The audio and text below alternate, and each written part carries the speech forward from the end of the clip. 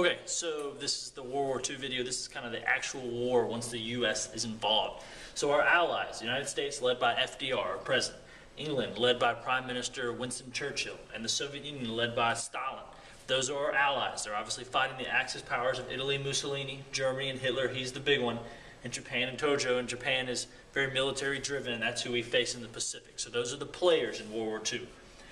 So the Allies first attacked the Axis powers in North Africa against General Rommel. All right, he's a German general who's kind of staging what's going on in North Africa. You got to protect the North Africa, Germany does, because that prevents people from getting into Europe from the south. All right.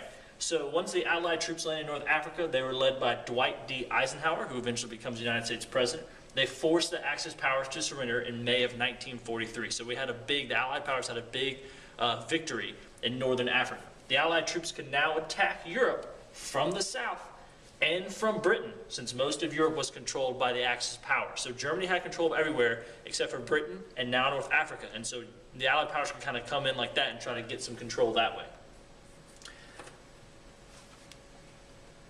Okay, so the Allied powers decide to keep going on.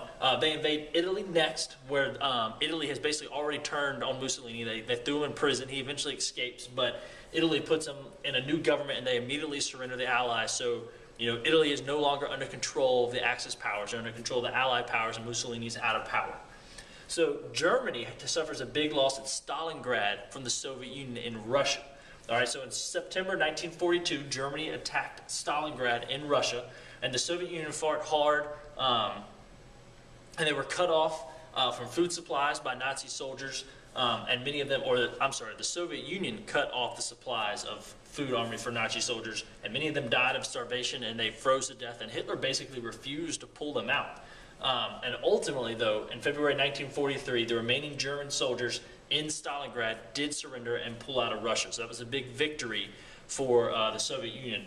Both sides suffered huge losses due to the cold, cutting off of supplies, starvation. But this was a turning point in the war, even though they didn't realize it at the time, because the Soviet Union was slowly pushing Germany and the German soldiers back into Germany, where they should have been to begin with.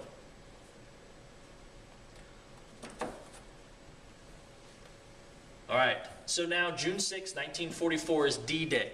All right, the Allies plan to invade France, and the invasion is led by General Eisenhower.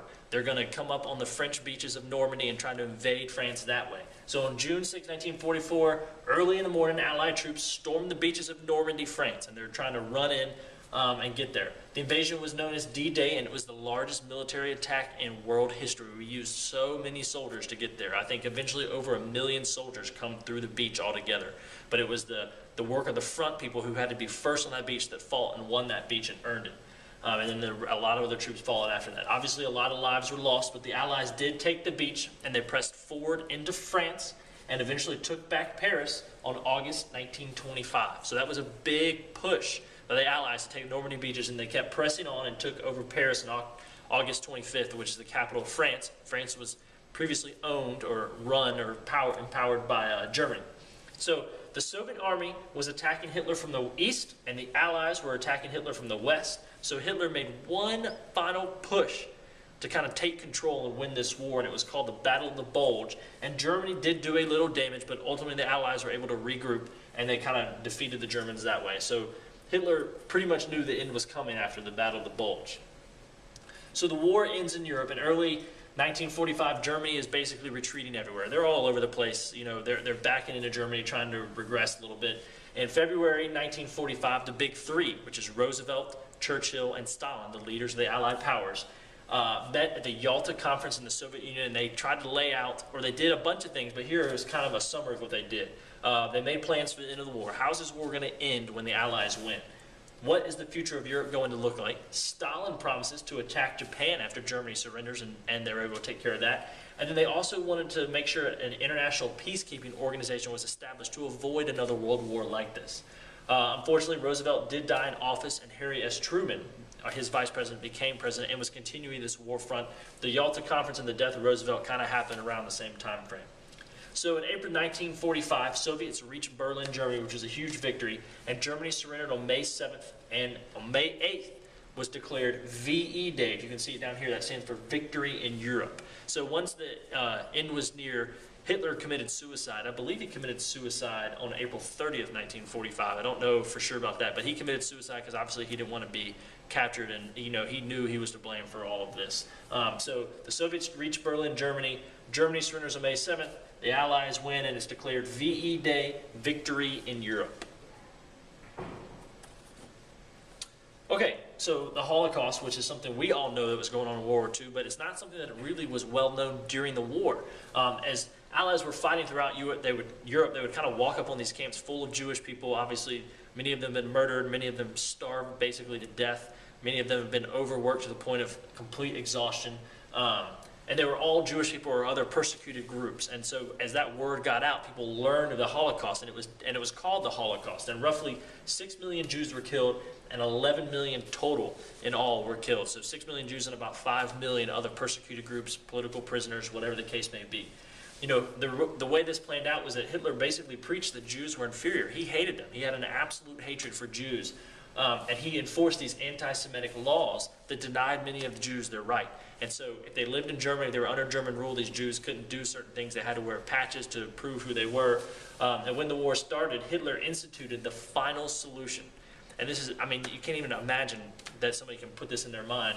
But the Nazi leaders basically set out to kill all the Jews under German rule. And they did this by kind of controlling them into concentration camps. They picked them up on large trains, put them all in these boxcars, and wheeled them to these camps where they were either murdered or put to work. And if they couldn't work, obviously they were murdered. The ones that were put to work were doing things for the war effort for Germany. So, the Holocaust is absolutely a horrible thing, and something. There's a great museum in Washington, D.C. that you should definitely consider going to if you're there. It does a great job of really detailing the significance of that event and the lives lost there. So now that the war is pretty much over in Europe, we had VE Day, victory in Europe. The Allied forces, specifically the United States, focuses on the war in the Pacific. All right, so due to alliance between Germany and Japan, the United States was not only fighting in Europe, but they were fighting in the Pacific. So they were fighting a war on two fronts. So they were having to split all their supplies, which is very impressive. They were able to fight these wars. But it explains why, probably in the Pacific, they were suffering some pretty big losses in the beginning. The Japanese were taking control over many parts of the South Pacific, taking islands. They worked on the Philippines. The United States was afraid they were going to invade Australia. And things looked really bleak for the United States because they were losing territory, and Japan was taking over a lot of the stuff, and they were suffering a lot of losses. Eventually, the Allies and Japan met at the Battle of Midway, and this was kind of an aircraft, Air Force, naval battle. Planes were involved. And the United States won, and this was a big turning point. I think, the United States maybe lost 2 aircraft carriers and 100 planes, and then Japan lost 4 aircraft carriers and like 250 planes. So, it was a huge detrimental war. But after Midway, the United States kind of had some support, had some rallying cry, and they were gaining momentum, and they used this technique of island hopping, which is a strategy to pop from island to island that Japan had controlled and take back those islands. Normally, these islands weren't very heavily defended, so they were easy to take for the United States when Japan kind of had their back turned, and the United States used these islands to stage future attacks. So during all this island hopping and all this stuff in the Battle of Midway, the Japan's defenses were weakening, but the United States felt that it was important to gain naval bases or military bases closer to Japan, so they took the islands of Iwo Jima and Okinawa to establish closer bases to Japan. So the United States was pushing into Japan's territory. So American leaders pretty much throughout the war thought that they were going to have to invade Japan because the Japanese would not stop fighting. And an invasion meant huge losses for the United States. You're looking at least probably 200,000, probably closer to 1 million people dying in this invasion to Japan of American people. So they considered dropping an atomic bomb. So just after joining the war in 1941, the United States set up the Manhattan Project in 1942 to build an atomic bomb the project was led by Robert Oppenheimer. And so obviously atomic bomb, the nuclear weapons, just, catastrophic if they are used. So Truman basically told Japan, surrender or face epic destruction. And when Japan refused to surrender, the United States dropped an atomic bomb on Hiroshima on August 6, 1945. 75,000 people killed, 5 square miles turned into just a complete wasteland. Absolutely nothing is left there. And Japan did not surrender after that first bomb. So the United States decided to drop another bomb on August 9th, 1945 on Nagasaki, and another 40,000 Japanese were killed. On August 14th, 1945, Japan was basically forced to surrender because of the atomic bomb dropping, and the war was officially over in the Pacific as well.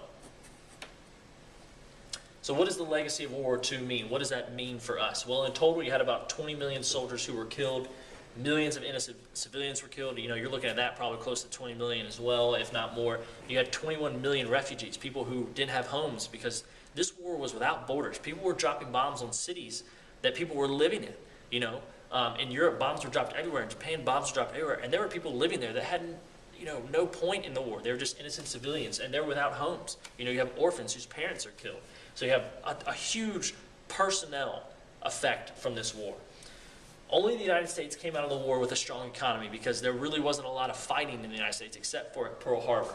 So the United States felt it needed to help the other countries gain control, and since the United States kind of had control of Japan for a little bit, they created programs to help Japan's economy, and Congress adopted the Marshall Plan, which the United States gave $13 billion to Europe to kind of stimulate their economy and get it going again. So at the Potsdam Conference in July 1945, the Allies planned how the war's end. So how's this going to plan out? Where's this money going to be allocated? What are we going to do moving forward?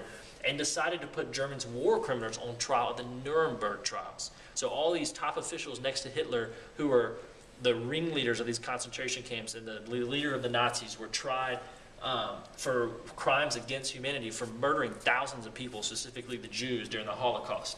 19 people were found guilty at the Nuremberg trials. 12 of those were sentenced to death, and eventually 130 more were found guilty over time.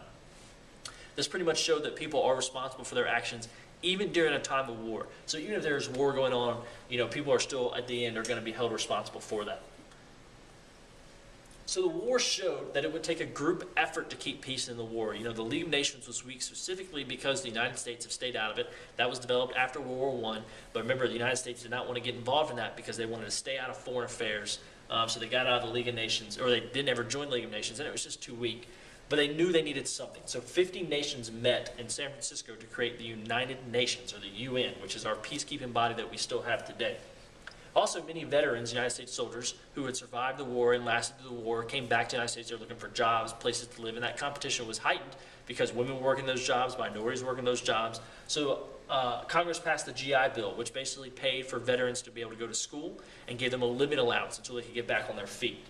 And because of the Holocaust, the United Nations created a new country of Israel, which is a homeland for Jews in Palestine, in the Middle East. But there were a lot of Arab people who were living there that disagreed with just giving the Jews a country in their area.